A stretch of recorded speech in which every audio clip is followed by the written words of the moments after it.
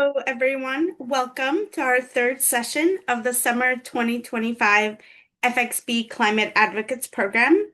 Thank you so much for joining us today for our third session. I know it's a time commitment, and I'm just really grateful that you've taken time out of your day to learn about climate change and gain new skills to become a more effective climate advocate.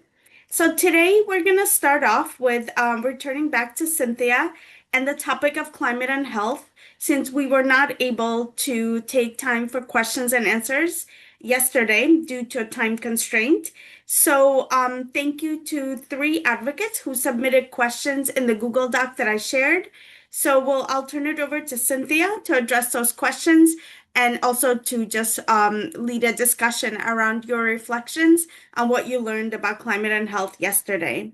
So, Cynthia, welcome. Thank you so much for joining us again. Over to you.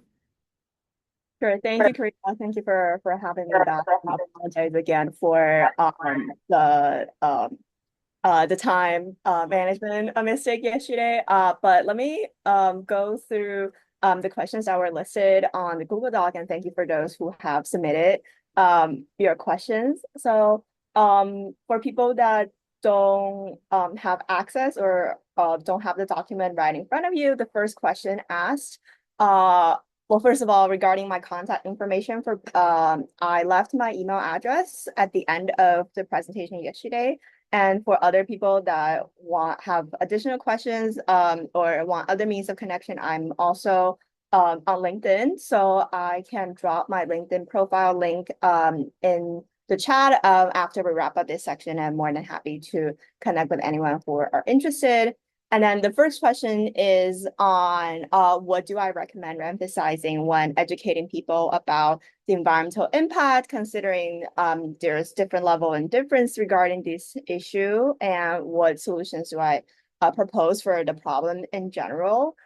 So first of all, that's why I started with my kind of like climate story for a presentation yesterday, because I truly believe that human health can be a motivating factor and a great framework to approach kind of talking to people about climate action, because everybody cares about your health status, and it is a universal experience. That's how I would hope that people can use part of this perspective to approach the problem. And there's definitely some messaging techniques when you talk to people that are maybe on the more climate skeptic sides, or people who don't see climate actions as urgent. So that's why it's important to kind of appeal to what people think are important. So for example, in one of my work with another organization, we are providing a toolkit to healthcare professionals in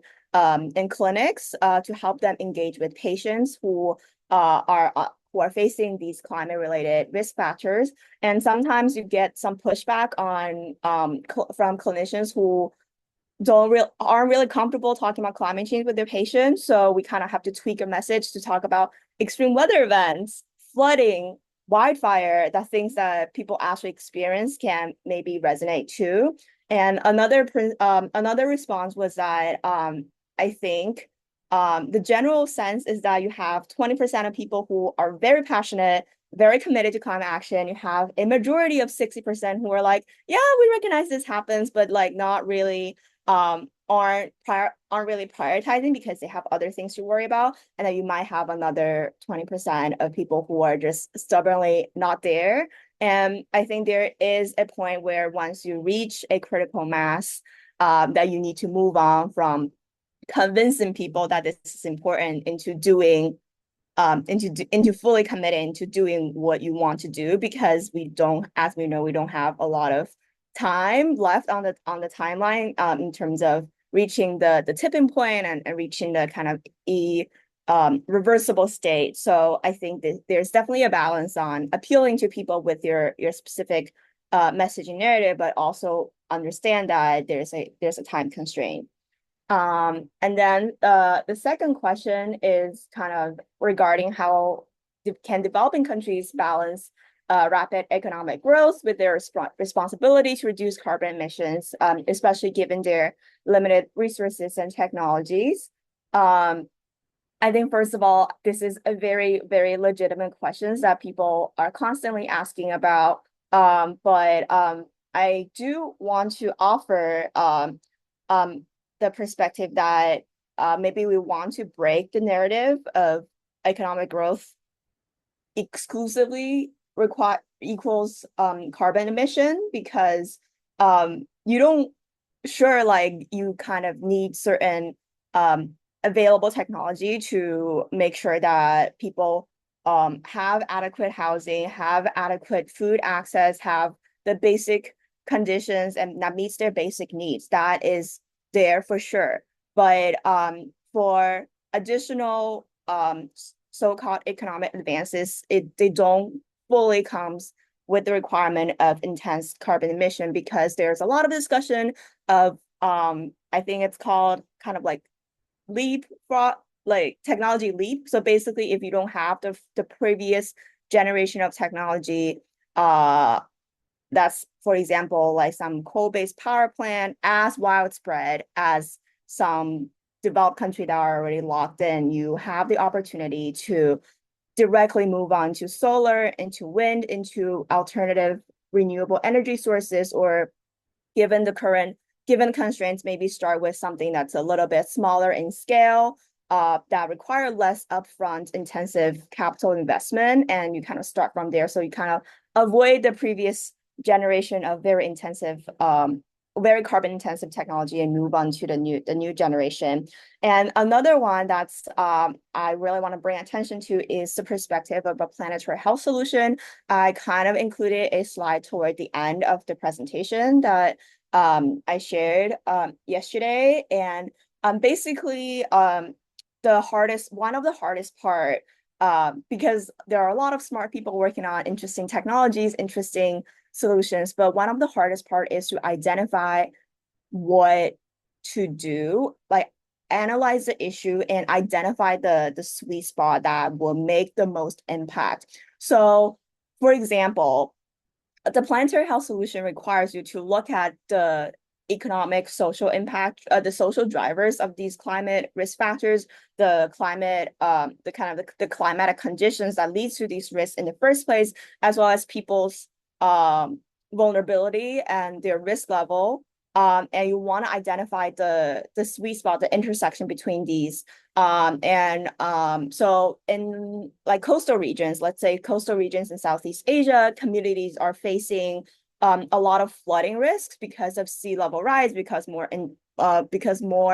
intense cyclone season, and for the communities that traditionally rely on agriculture or fishing, right? The fishing activity is more dangerous because of the cyclone. And then for agriculture, you're threatened by saltwater intrusion that kind of threaten the irrigation of these crops. So maybe a planetary health solution is to identify what are some of the more kind of resilient crops and ecosystem to integrate into the farming activities. So if you have coastal region that are mostly exposed to salt water. So maybe think about if mangroves would be a great idea, because that can, in a way, protect the wetland ecosystem, but also give you a little bit more buffer when the cyclone hits the land. And you also have opportunity to engage in shrimp farming in the wetland region, because mangroves are kind of half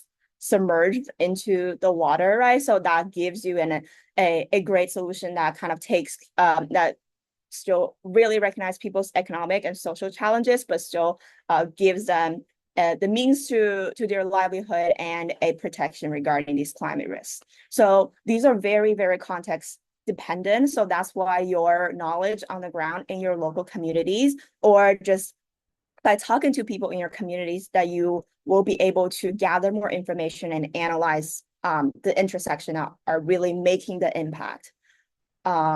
So the third question is regarding how we can ensure that people with disabilities and elderlies are included in climate action and awareness campaigns, especially in rural or underserved area.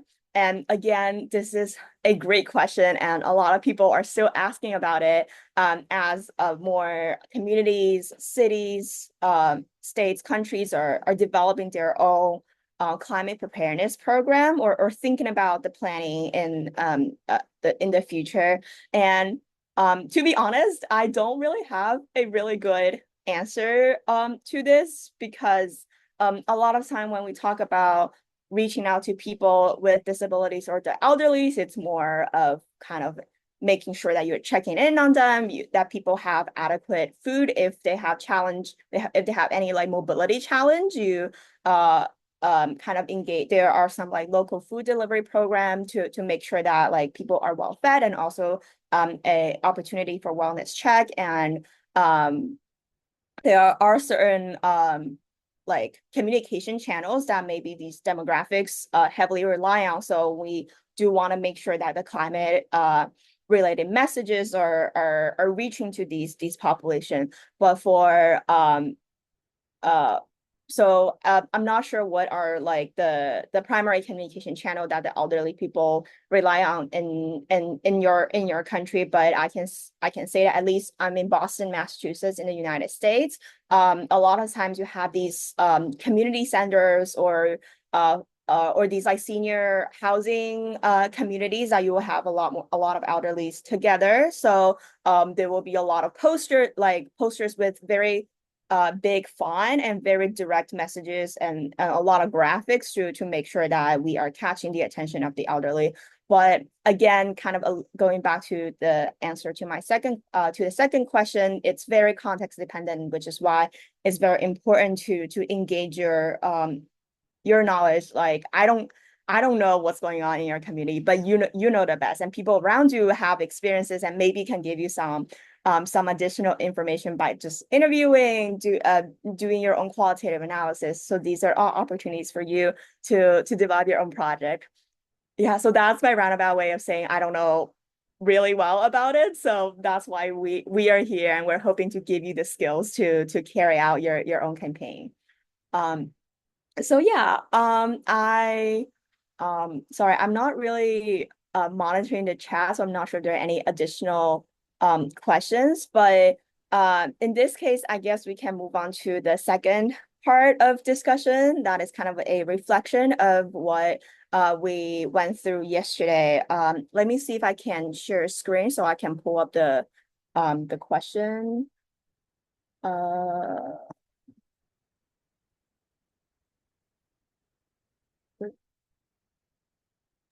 You should be able to share your screen, your co-host. yes.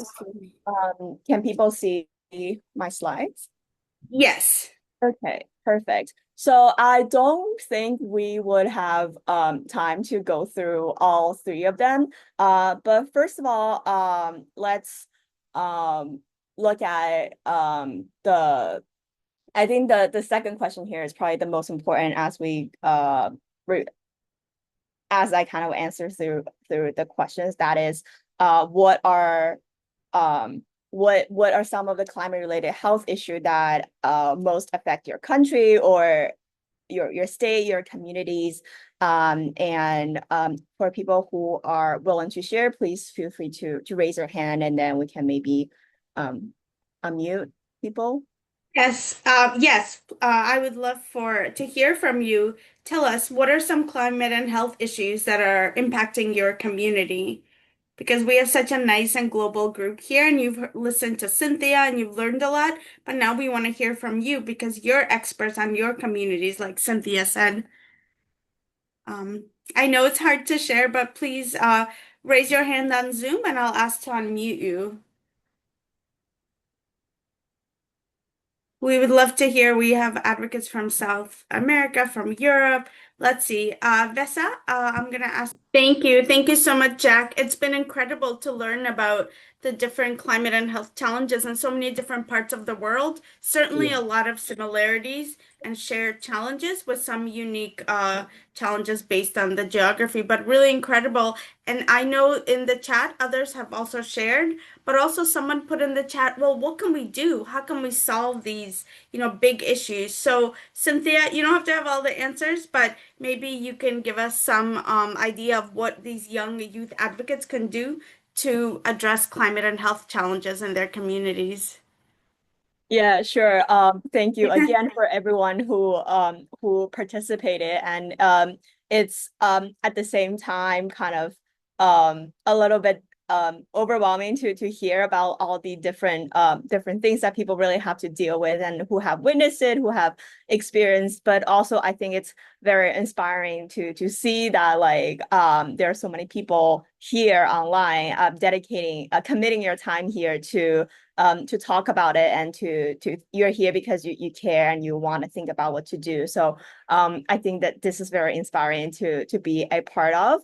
And in terms of the small steps we can do to make our own mental health not going haywire and be part of the climate action movement, I think it's very critical to um identify the one pain point that you can kind of tackle. So, for example, Jack, I really appreciate you sharing about your experience in South Africa and also what you're thinking and what are some of the solutions that can be done. So I think it will be interesting to hear about your the next step in terms of like, oh, okay, tree planting for flood prevention. What are some of the trees that can be planted there because you want to think about, okay, there's rising temperature, but there's also flood, right? So are the flood like freshwater, saltwater? What are some of the plant species that are resilient in this case? And also, what are some of kind of like the more people slash operational challenge of doing this project? So where do you plant the trees? Is it like immediately next to a waterway? Is it near people's houses so their house don't get flooded? I think these are all very interesting and small details that you can kind of work on by either figuring out doing your own research or talking to people or maybe like communicate with someone from a different place that similarly have a flooding problem and you can see that oh maybe there are certain species that we both looked at and maybe this species doesn't really work for me but my work for my peers who are also thinking about the same thing. So I think it's very important to break things down a little bit, but also even though your project probably will be done independently, but it will be interesting to talk to people who share the same challenge, and you can see that oh maybe this like small conversation that's not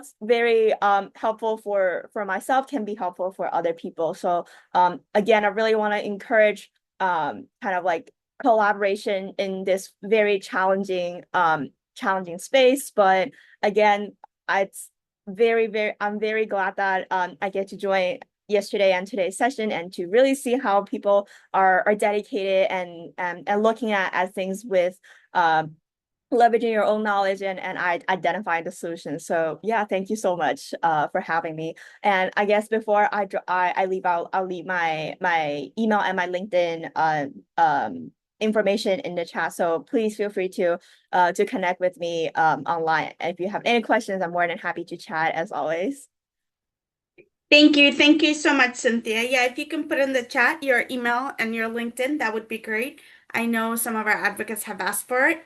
And so our next part of our session is really focused on climate education and how to teach others about climate change, because that is really one of your most powerful strategies as youth advocates is to reach out to the youth and adults in your communities who may not have the privilege that you have to join the Zoom session.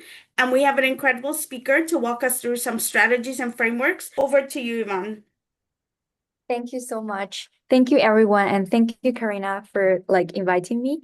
And my name is Yvonne. I'm really excited to meet all of you. And probably you have already know each other before, but because we just met, so please scan this QR code. We can have a brief like interactive session to get to know it with each other. And I have also shared the link like in the chat. So like if anyone have trouble with connecting, you can just turn on your Mac and we can just try to figure out.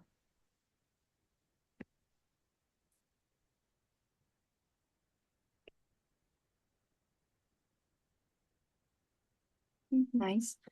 So is everyone like finished with scanning the QR code? If there's someone, yes, okay, awesome. And then let's get started with this small interactive session. So if you haven't finished yet, you can also find a link from the from the chat box. So the first question is, where are you, your country and your city? Thank you. Yes, like we can see people from around the world actually, like very diverse group. Thank you so much. And I'm so happy to learn like people around the world. And because I'm also an individual who have traveled to like many different countries and also like to learn the culture. And this is also the common ground for us to have those kind of climate change education in activities because we are like connecting in the same world and also like we share the same space.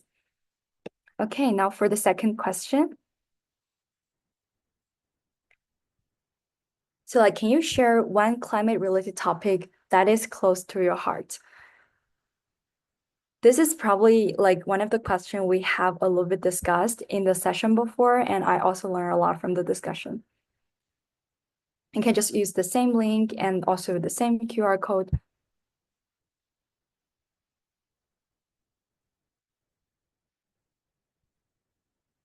Energy, animals, plastic pollution, water pollution, waste management, hurricane, melting of ice glaciers, allergy, animals. Yes, we see a lot of different answers here, like because based on the different geographical locations, people may have like very different focus. And this is also something we're gonna touch base for today's session, which is like how to localize your focus.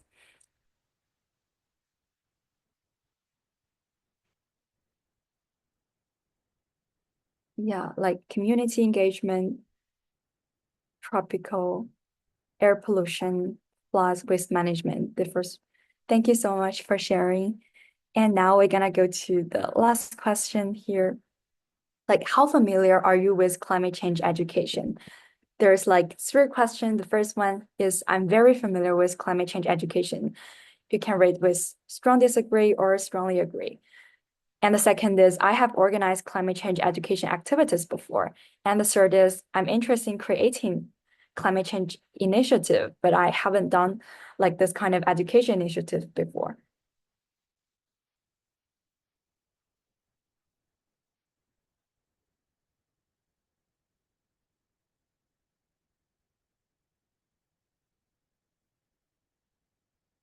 Yeah, thank you so much for sharing. We can see like most of our participants, they are very familiar with climate change education, but like not a lot of people have organized climate change education activities before, but most of them are very interested in organize such an event. Thank you. Okay, thank you so much for this brief interactive session. And now we're gonna start with today's like presentation. Okay, thank you so much. And my presentation is called From Ideas to Impact, Making Climate Change Education Work in Your Community. So first, I'm gonna start with my own climate story.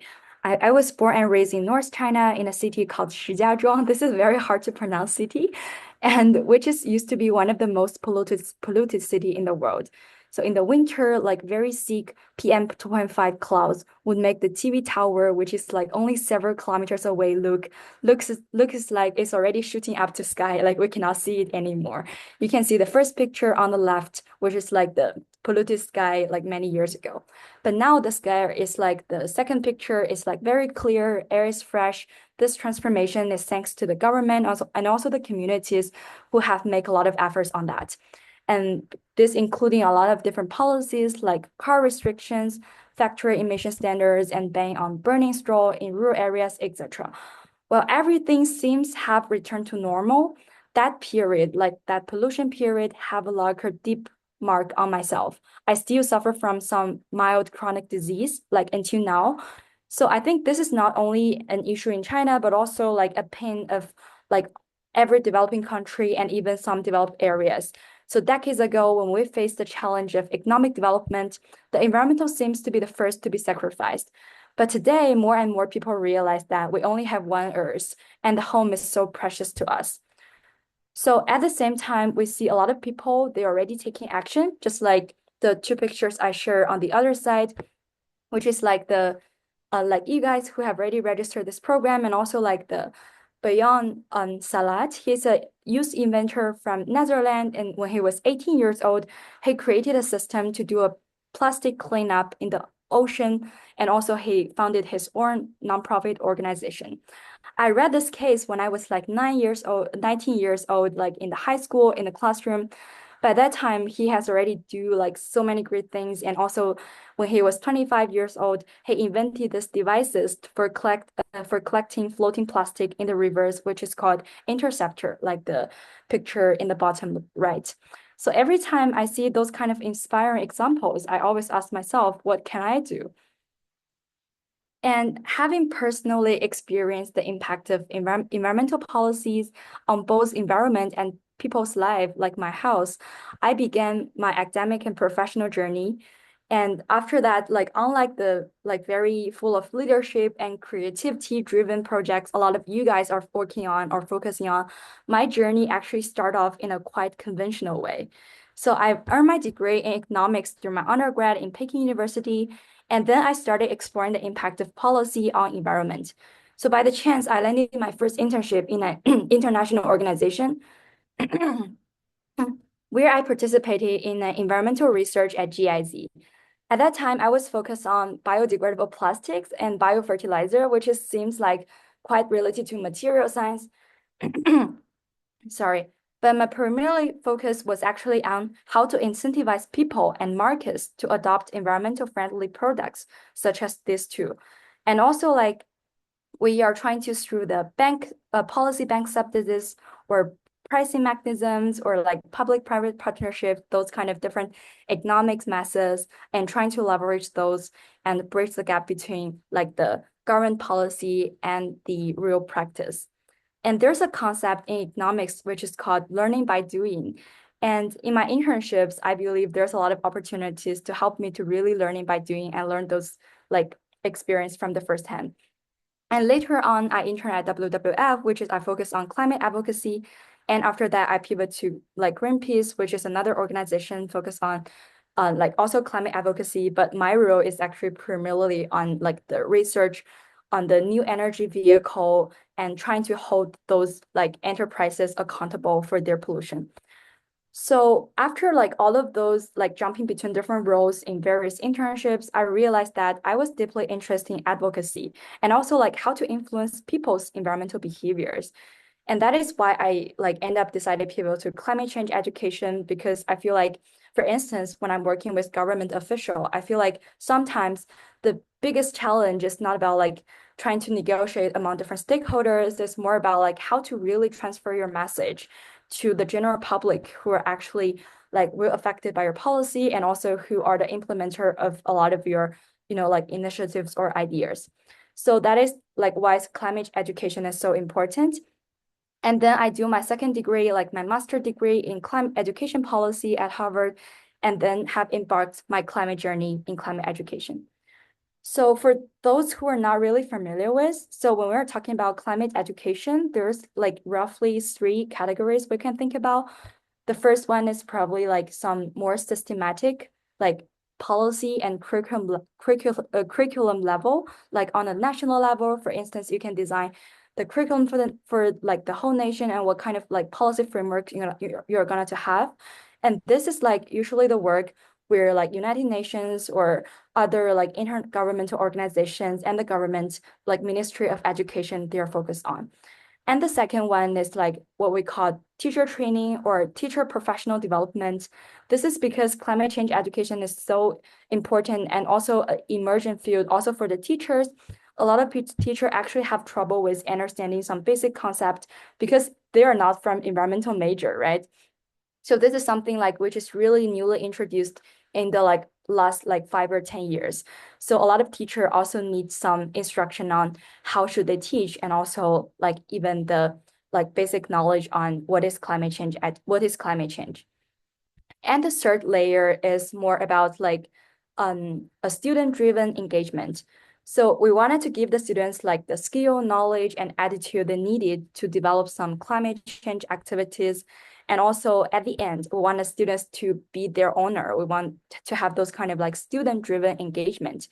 So that is like the three kind of categories when we're usually talk about activities related to climate change education. And in terms of the first one, like my own journey also like touch different categories on this three. And I work with UNESCO. We design policy for Laos PDR on climate education. And also I've worked with Harvard Forest. Like Harvard Forest is a research institution within Harvard. And basically they have a lot of data because they're actually a forest. So they have a very important program, which is called like schoolyard ecological protection. And they let the students to be the data collector, and they are collecting data inside of their schoolyard. And with that, the students can also like use those data they collected by themselves. They can provide some graphs for analysis and also combine that with different subjects. So what we do is like we're trying to provide more scaffolding, like we created a dashboard for the teacher and helping them to like automatically produce those graphs and just trying to use it in their classroom. So I'm being very detailed in sharing my story in different categories of climate change and also climate change education work, because I wanted to like gives you an idea of what can be done in this field. And also I also understand that in this room, a lot of you guys may have more expertise than me in different fields. And also there's a lot of things to explore. So you have to discover by yourselves. And as for me, and I'm not an entrepreneur, so my path has been like quite conventional, which is like, first of all, you can gain knowledge, acquire knowledge from different program. As I listed here, like all of the program, actually, they do have an overlap with climate change education, and they all can be an asset for you to build your own climate change education project. And the second is trying to explore interest. And the last one is to narrow my focus. I use mine, but instead of you here, because I'm thinking it's not necessarily to narrow your focus, because at this area, we all know that having an interdisciplinary knowledge is so valuable, and climate change is a field that requires adaptability to keep us with the times. So these are like my story about climate change. And after sharing my experience, many of you may curious, like, why is climate change education so important? So when we talk about climate change, a concept we usually mention, probably you already touched in the discussion like today, in this like 2 or 3 days, is vulnerability. So as well as marginalized communities, those are actually like two important focus of climate change. And the impact of climate change on people is actually disproportionate, as we all know that there's lots of plastic pollution on Southeast Asia, but they're not solely produced by people in Southeast Asia. They're also like some people through in the ocean, and then it goes to Southeast Asia. So this is like the impact of climate change is disproportionate globally. And the vulnerability varies at national level, but also at but also among different regions and communities and countries. So countries with moderate or low average vulnerability, which is like more climate resilient, they may also have some subpopulations which are highly vulnerable, and vice versa. So from this vulnerability index map I showed on the picture, you can see like African countries, part of South American, and South Asia and Southeast Asia countries are generally more vulnerable in the country level, but there might be also some communities in the other parts of the world which are not that community on the national level, but they're often like overlooked in their own country. And also there are like many different sources of natural disasters like floods, storms, droughts, like heat waves and wildfires, etc. They have deeply affected their communities. So many countries have therefore also included disaster risk reduction, like DRR. This is like must be very familiar with people from South Asia or Southeast Asia. This is also something I'm currently working on in their national strategies and core curricula. So this is something like in different country in terms of their different geographical background and also the different disaster, different problem they're facing, they will also pick different like components to their climate change education. So just consider about the vulnerability and the different challenges people are facing. This is why climate change education is so important, because it will help people to better understand how to protect themselves and also build resilience in their own communities. But however, at the same time, there's like only like half of the national curricula worldwide include climate change education, and fewer than 40% of the teachers globally feel confident teaching climate change, and only about 1/3 can explain its local impacts.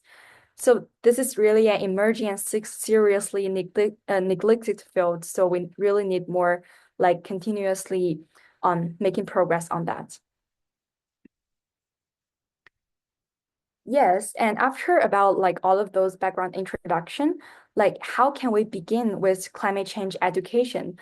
I believe many of you may have your areas of focus or areas of interest, and there are like likely many creative ideas out of there. But however, today I would like to share something which is like a relative nerdy method. And just like the one I show on the screen, which is like called Bronfenbrunner ecological system model. This is also very hard to read. Like I have practiced a lot of time when I first get in contact with this term. And this is a famous like term in psychology, but it's also very important in terms of education in an uncertainty background, like climate change. So in climate change education, we are dealing with real individuals. And to make a real impact, we need to understand the environment of our targeted audience, like what influenced them and how those factors shape their lives. And after analyzing the current situation, we can better localize our content. So this is a framework actually help us to do this. And instead of like listen to me talk about all of this, I have got a very interesting video that can give you an idea of what is like this framework.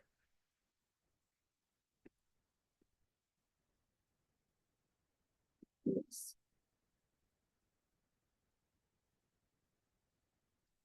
Sorry, just wait me a second.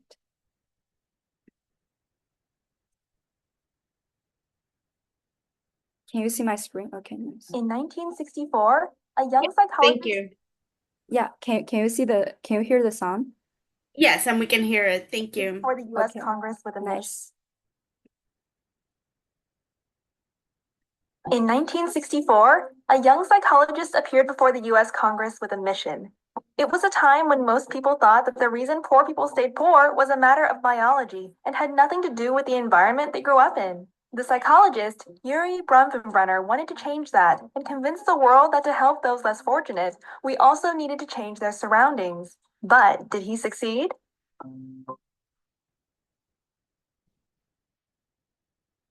Bronfenbrenner's ecological system theory conceives that a child is influenced by 5 ecological forces. First comes the microsystem of family and friends that affect the child directly. Second are the forces of the connections between the people around the child, parents with teachers and teachers with peers. Then there are links between social settings that do not directly involve the child, such as the father with his boss, the peers with their parents, and the teacher with the principal. Next is the overarching culture, religion, and social norms that influences all others. And lastly, there is time, which changes everything over the course of one's life. Children are born into a microsystem that influences the child's experiences directly. Children from unfortunate backgrounds are more likely to experience problematic family structures, even if it's simply for the fact that parenting is more difficult if you are poor. They also encounter more negative situations at school or bad influences through friends. Consequently, a child that grows up in a negative microsystem will find it hard to succeed. The mesosystem represents the interconnections between the elements that surround the child. For example, the relationship between the father and the school teachers. If the father doesn't get along with a teacher, the child might suffer. The exosystem involves the links between social settings that do not involve the child. For example, a child's experience at home can be influenced by their parents' experiences at work. If the mother loses her job, there might be more arguments with the father, resulting in changes in their interaction with the child. The macro system describes the overarching culture that influences all other systems, such as a child's geographic location and ethnicity. Intelligent people who happen to live in bad places are more likely to move to better ones, but that also means that they are more likely to be strangers in a richer society. So, regardless of the child's biological potential or upbringing, on a macro level, he or she may still be at a disadvantage. The chronosystem refers to changes in the child and the environment over time. As the child grows up, the parents may stop loving each other and divorce, which can be traumatic for an 8-year-old boy. 5 years later, he may have come to terms with how things turned out. But when the boy turns 16, his mom's new boyfriend moves into their tiny apartment, and things get difficult again. Grafenbrenner, who was influenced by Lev Vygotsky and Kurt Lewin, convinced the US Congress that a child's prospect is not genetically predestined, but is the result of the larger environment they happen to be placed in. Children who grow up in unfortunate social structures, therefore, need a form of support that not only reaches their families, but also elements of their community. Bronfenbrenner's theory helped form the Head Start program in 1965, a government program that has served more than 35 million poor children since. Yes. And this is a brief overview about like what the system, like they are using an example from the so they're using an example from the development psychology, and to better like give you an idea of how can we apply this to climate education. And now I will like work through another example, like some guided question about how can we apply it. So after watching this video, you may have some basic understanding about what is the ecological system models is. And next, I'm gonna provide you a way to apply it in the background analysis of your activity. So here, like when we're proposed some, here, like you can see in each layer of the different system, I propose some reflective questions and which can help you to further do your research. And also those questions can be answered to complement your localized strategy. So by addressing these questions, you will gain a deeper understanding about your audience and also enabling you to better localize your projects. So we can get started with the story of Mia, and she is a 14 years old girl in Germany, Munich. And I'm now designing a climate change education activities for Mia and also the peers who have the similar background as her.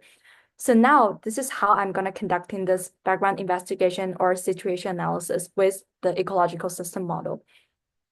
So the first layer is the microsystem. And the question here is like, what is she exposed to environmental topics at her home, like, or individually? And also what is like her family, what is her family background looks like? And Mia, like her parents are university professors and they have a very good environmental habits. And also they always bring their leftover like back to home when they go hiking or something. And the second is for mesosystem, like they just talk about the interaction between different characters in the microsystem. For instance, like the interactions between parents and the schools. And in the mesosystem, after our investigation, we learned that like Mia school, they also organize a lot of like environmental activities, and her parents is very supportive and also communicate with her teachers. And in terms of the exosystem, which is about the like the local government's policy and what is like happened in a more general society level, and we can see that the local authorities also provide some incentives for recycling. So in Germany, if you return like used bottles to the supermarket, you will get a reward of like 0.5 euros. So Mia also find this quite interesting, and she like usually collecting the bottles and return to like her community to the supermarket. This is like have grown into her habit. And after that, for the macro system, like about the whole society, about the religion, about the like social norms or cultural values, etc., Like Germany itself is a very environmentally cautious country, and they do also like promoting a very natural lifestyle. And finally, in the chrono system, what has happened over time? So over time, because of the air quality has declined globally, like MIA is become more concerned about the environmental protection. So like those are like a very, very idealistic and simplified case of the story of MIA. Like this is like how we respond to different questions. And then after that, what conclusion can we get from the MIA's case study? So now we can have like some key information. First of all, like MIA, like she and her family and her community is very familiar with environmental protection. They have a good habits. They're very likely to be like very receptive to environmental activities. They are likely to show their willingness to participate. And therefore, we can consider how can we tailor our program to them because they are already very familiar with those very basic terms, right? So maybe they'll be more interested in some hands-on activities like the beach cleanups or forest hikes with cleanups or etc. And also at the same time, because they have such good habits, they have such good practice, like which is really happen their own life. And maybe we can also consider to invite them as a moderator. We can pass our microphone to them, like trying to let them to do some like sharing session to sharing their stories, to sharing their thoughts, and also to lead some activities in the under-resourced communities to take their ownership. So this is just a rough way of thinking, like based on Mia's case study, like what kind of background did you get and what kind of activities you can tailor. And of course, in the reality, the situation is often like the opposite way, right?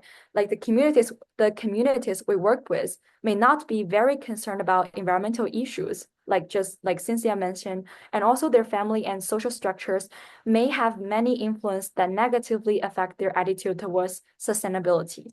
But however, I share this example to show like how when everything is going well, we can apply a reverse thinking, like trying to give them the ownerships, like trying to build the students agency because they already have a like such a good common ground.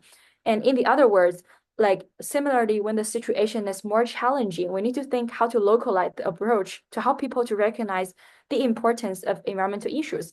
For example, we can integrate like local indigenous methods or religious values or like cultural perspective to make the topic more relatable or important to them.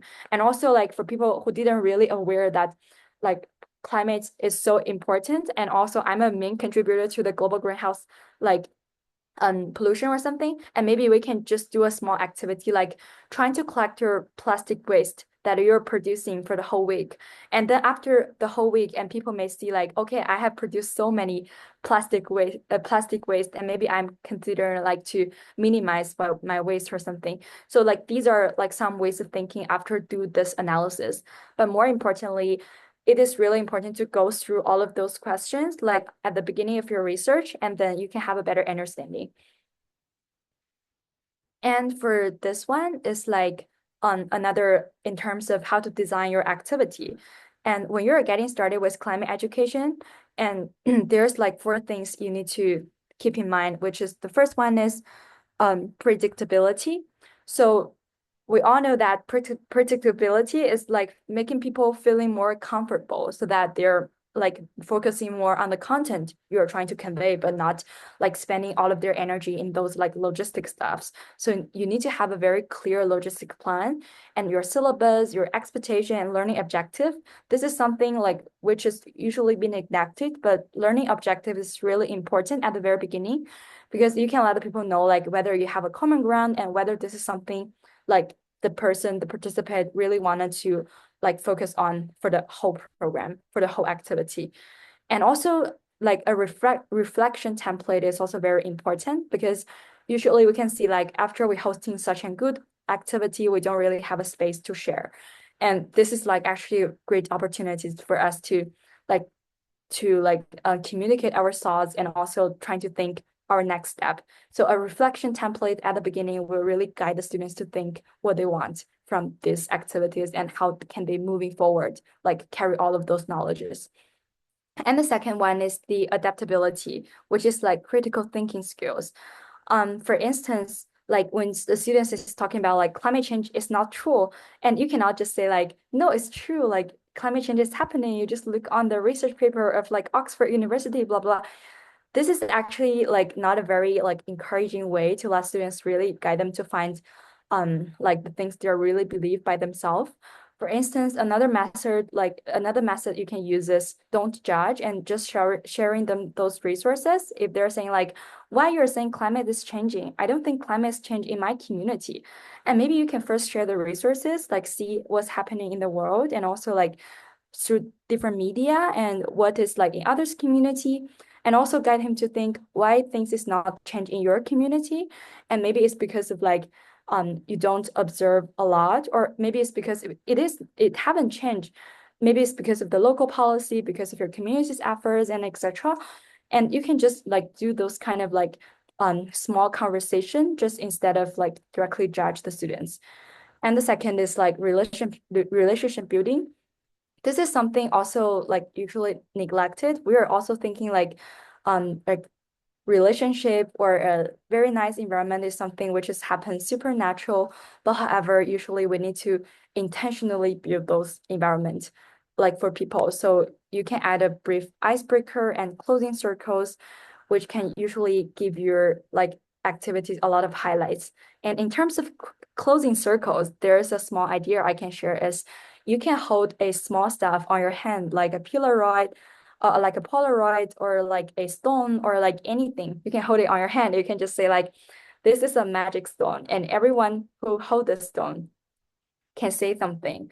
And this is like, because we have to recognize like language is sometimes power. If you're just like doing the free discussion, and maybe some people who are like more shy, too shy to speak in the whole group, and maybe they won't really share their thoughts. So you can use this kind of like a little bit funny way, but this is actually something which is called community circle, and which is also used in like the inclusive sharing environment.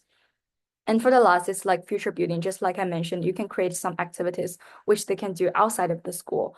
Like you can do a plastic use competition, like who used the least plastic, and do a competition. The most important thing is you have to convey the idea to the students that you can do something outside of the event, outside of our space. You can also do something in your space, and maybe they can replicate your idea, or maybe they can carry on, which is like super important.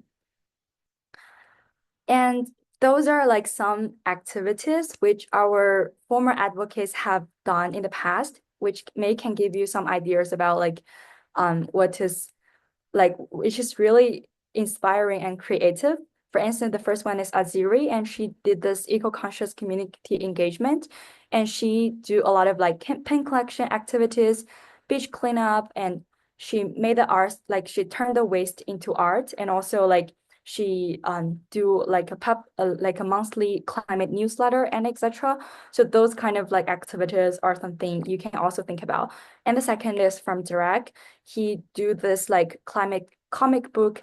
So he just like intentionally selected the characters from all over the world because he don't want to like only focus on his own community. So he just like he draw a few different, he has developed the different characters from different countries and draw this climate book by himself, which is like also super creative.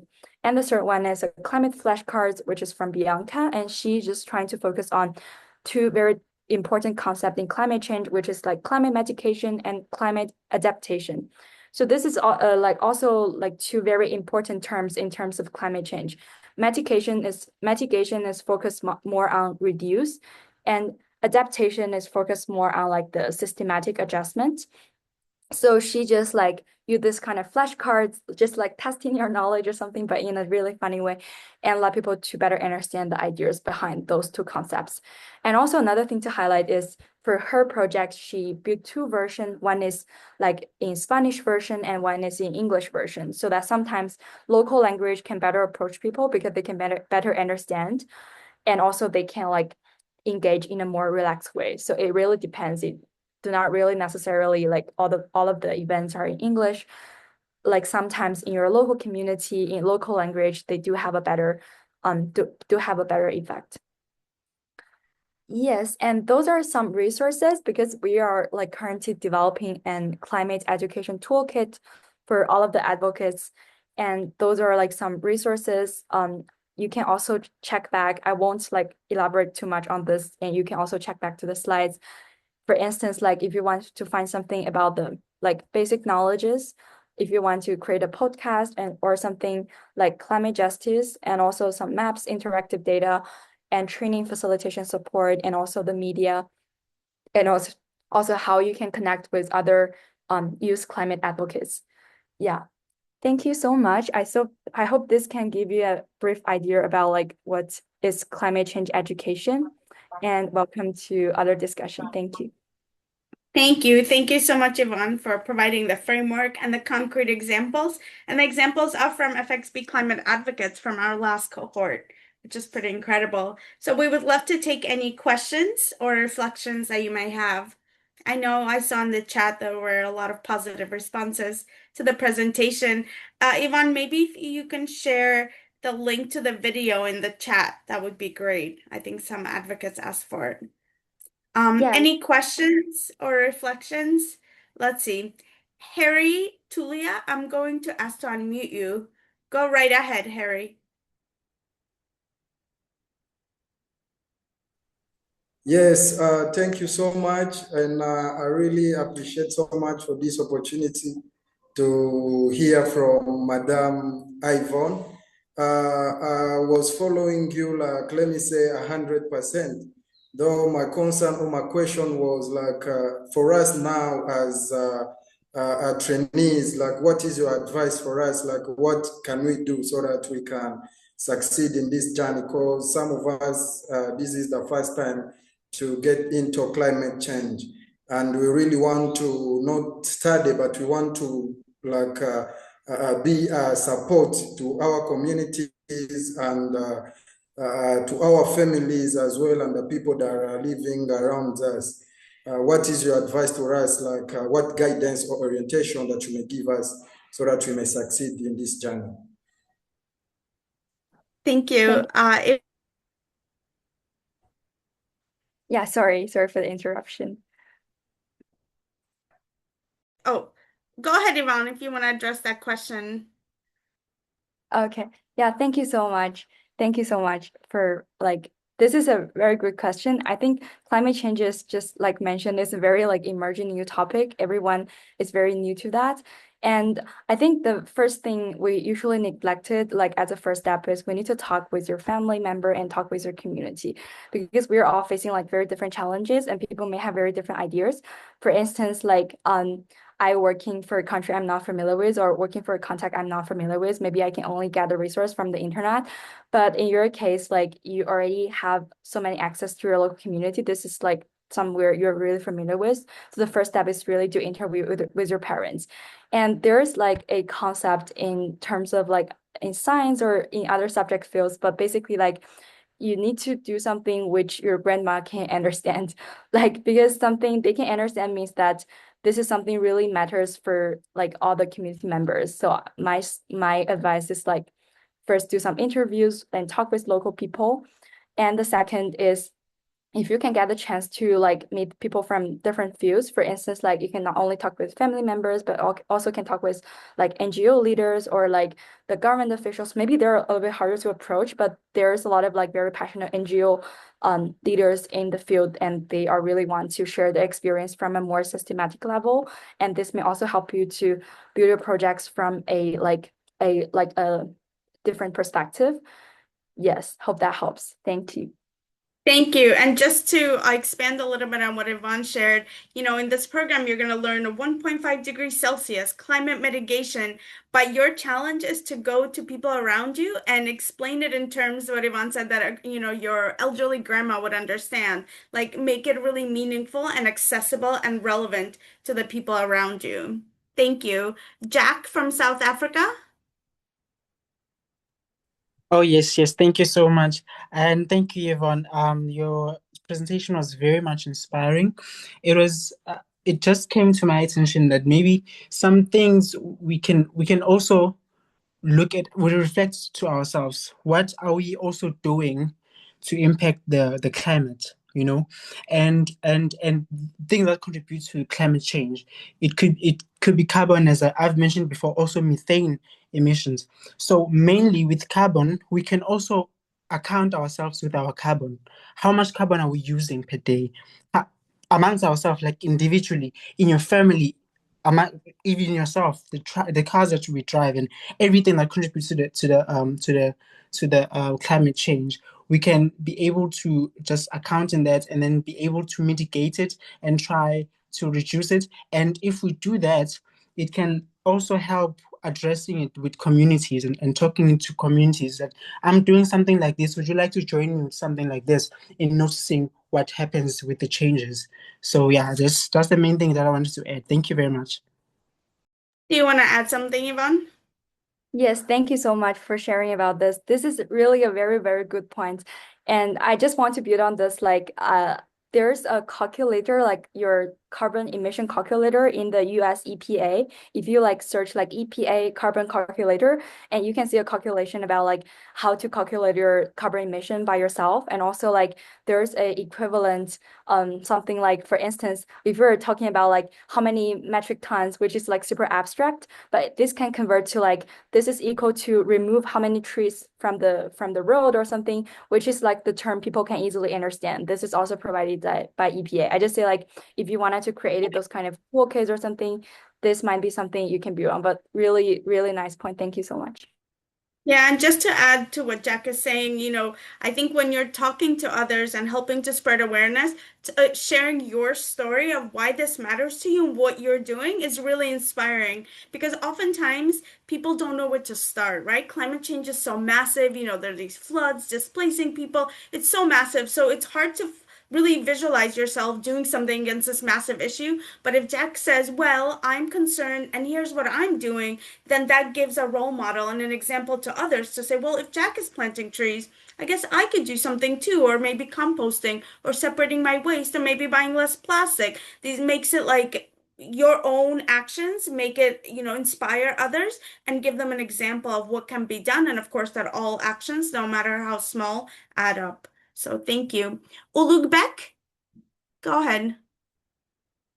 Hello, am I audible? Yes. I really admire your presentation and I wanted to ask for your advice. Right now, I'm considering two ideas: hosting a debate or awareness session in a public space where I will invite students, teachers, and youth to show them a strong presentation like yours and teach them about protecting our planet, or forming a team to visit schools, kindergartens, and other institutions to raise awareness and educate students directly.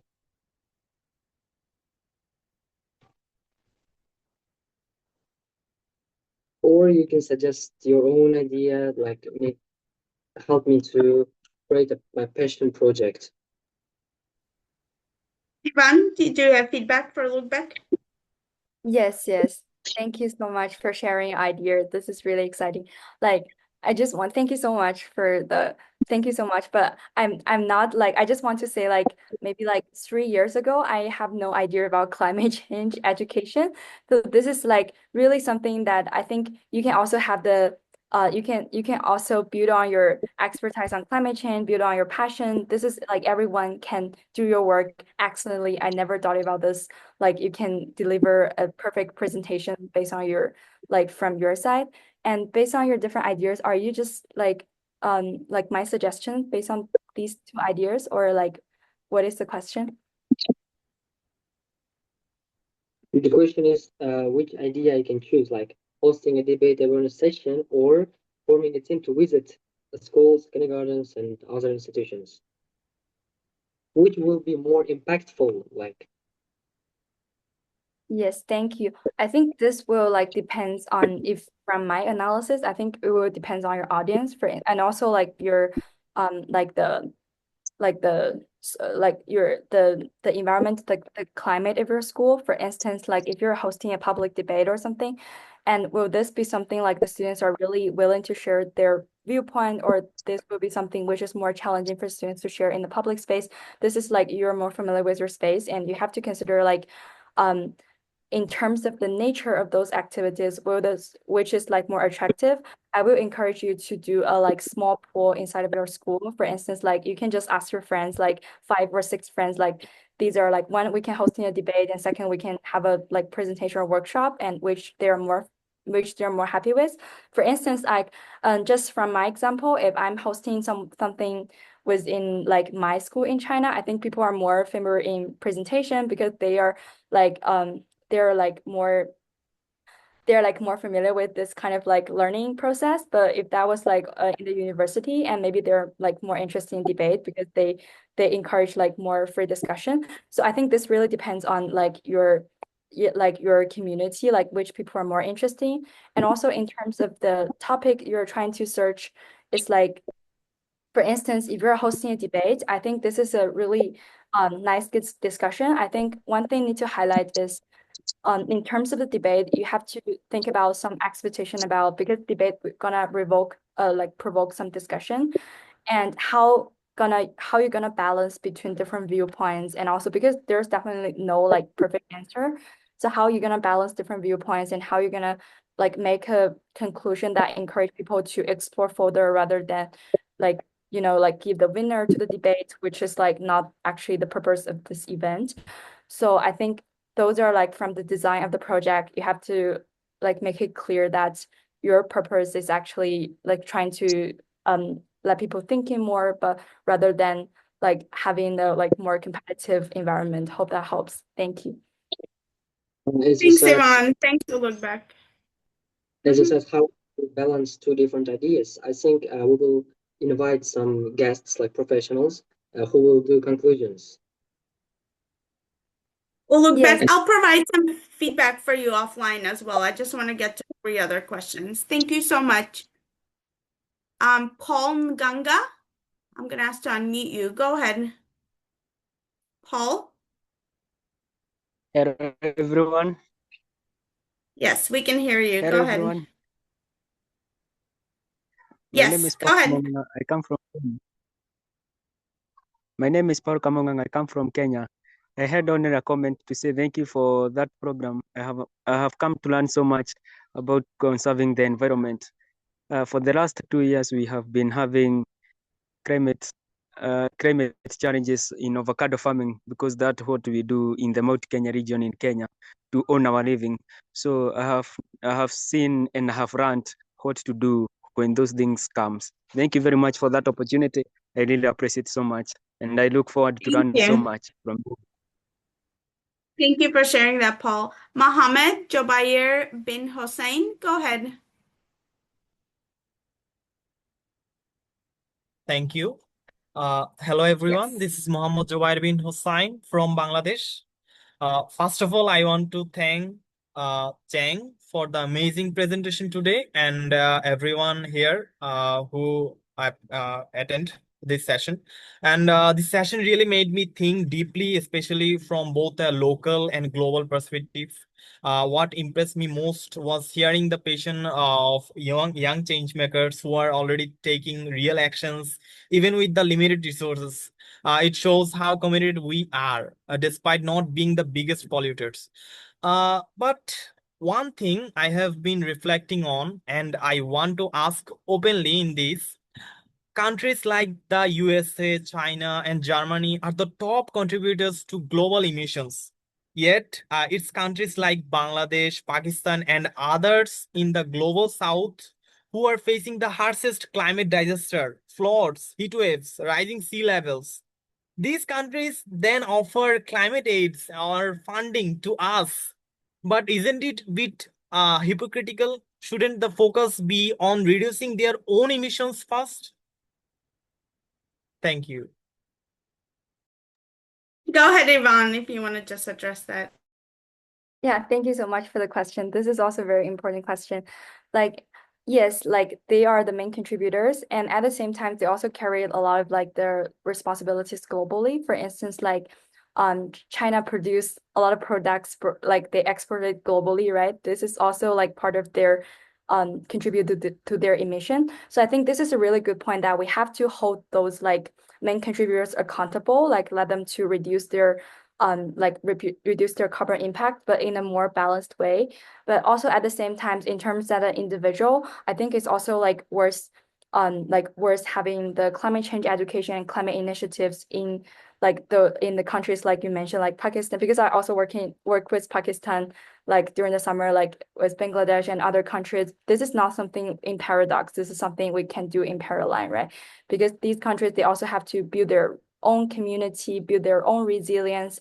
And because they are facing like their own challenges, which is not the same as like China facing, for instance, like in Pakistan, there's like floods and there's disaster risk reduction they have to focus on. And this is not the focus actually of like the major focus of like the carbon emission in China. Maybe in China it's more about like the industry reorganization and also about like trying to use more energy reusable energy resources.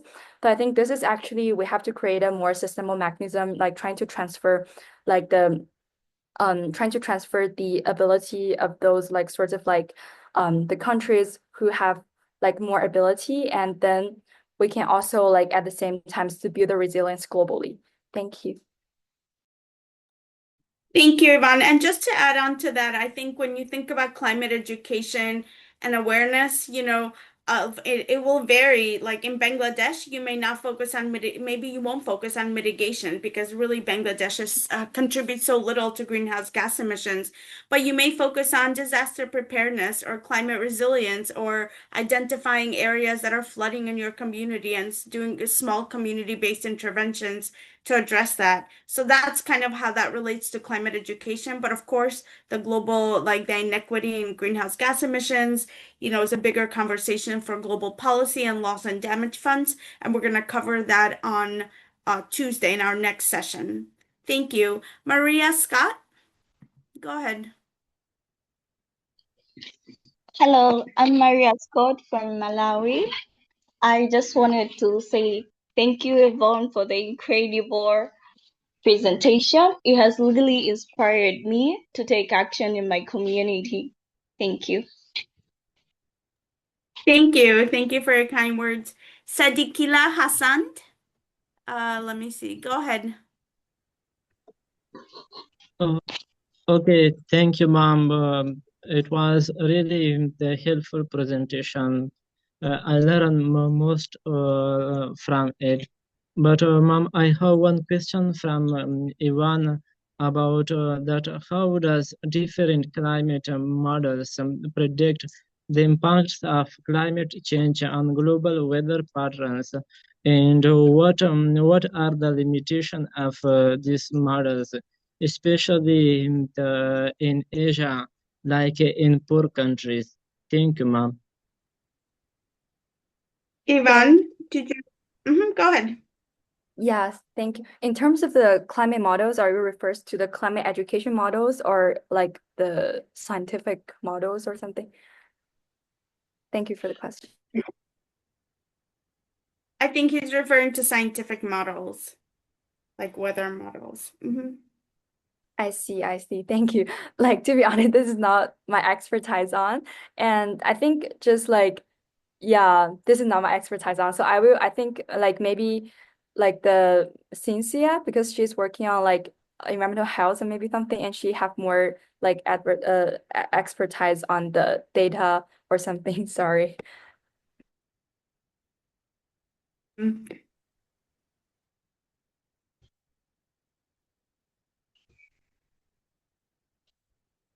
Oh, you mute yourself, Karina.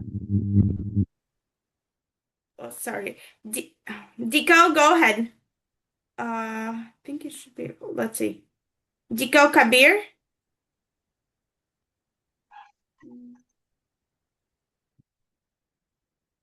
Diko, are you able to unmute yourself?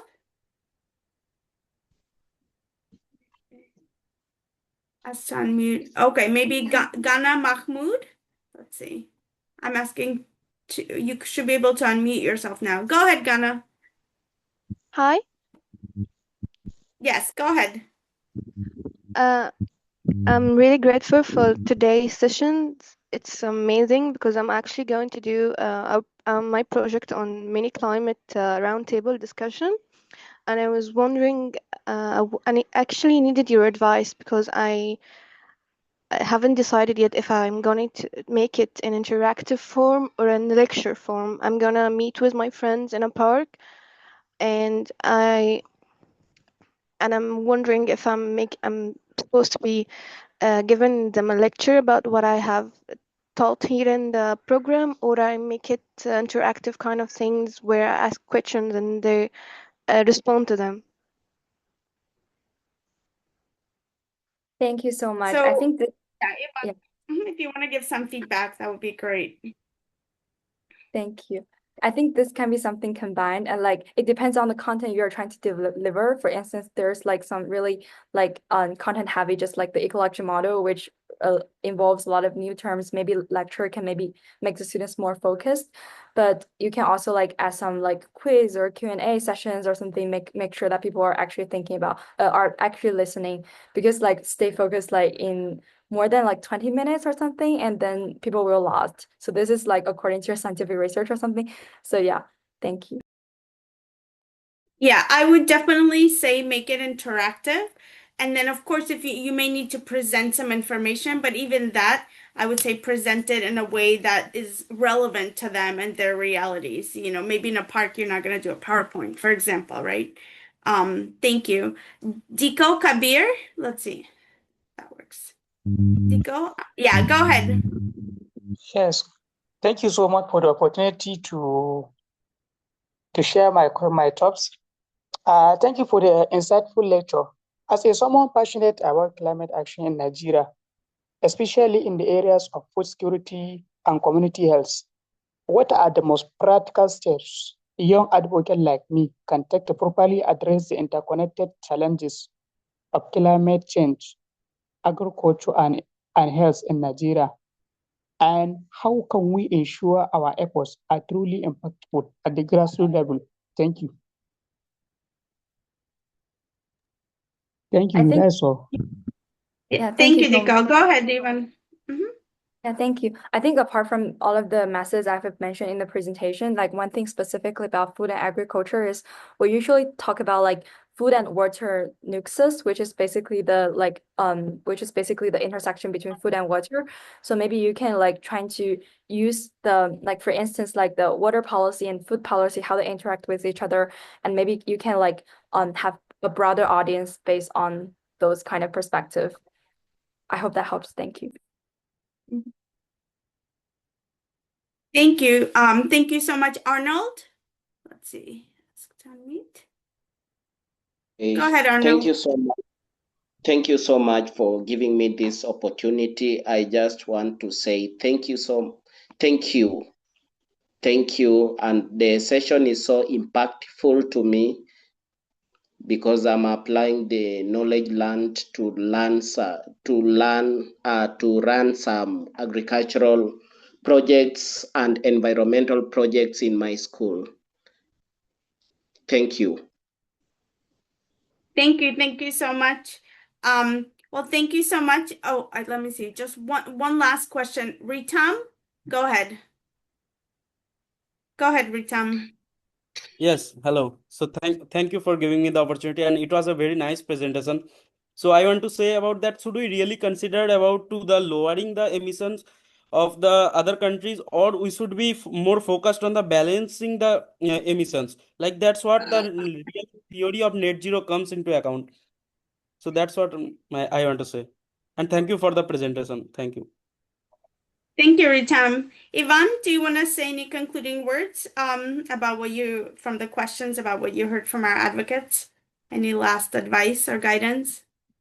Yeah, thank you. Like, I don't know if I understand correctly, but like between like I think what you mentioned is a very important topic, also touch base like in terms of like in reducing emission and balancing emission. This is also where we talk about like mitigation and adaptation, like the different methods we're trying to using. I think adaptation, this is like two mainstream methods we're using climate change, and adaptation is like more forward looking because it's like more systematic approach.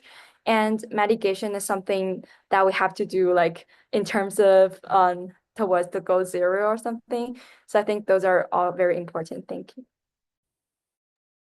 Thank you. Thank you so much, Yvonne, for this great presentation. And we're having really positive feedback and response. Unfortunately, we don't have time for any more questions.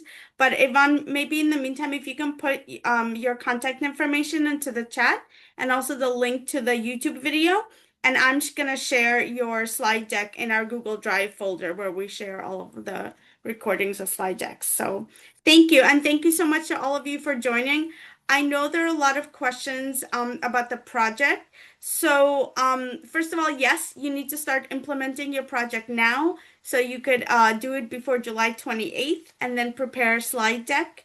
I did prepare a brief presentation about the project to give you guidance, and that I ran out of time to present. So what I'm going to do is I'm going to record myself presenting and share it in our WhatsApp groups. So please view that. But also I've been able to clarify some questions in WhatsApp group about the project. So please, you need to get started now. If you still are unsure what to do, please reach out to me and I will help you brainstorm something that can be done really in the next week and a half. And really excited, looking forward to seeing your projects. We will see you. Yes, you can use, someone put if they can use Canva instead of PowerPoint.